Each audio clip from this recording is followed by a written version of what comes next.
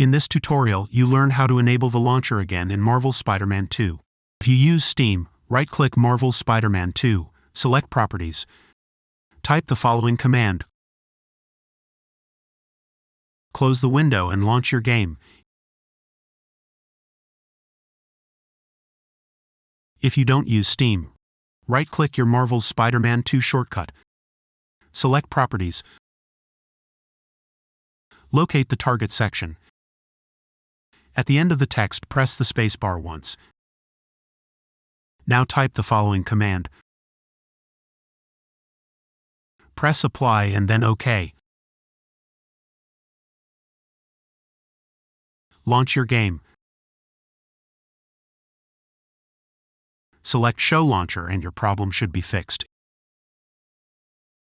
If this tutorial helped you, don't forget to like and subscribe. Thanks for watching.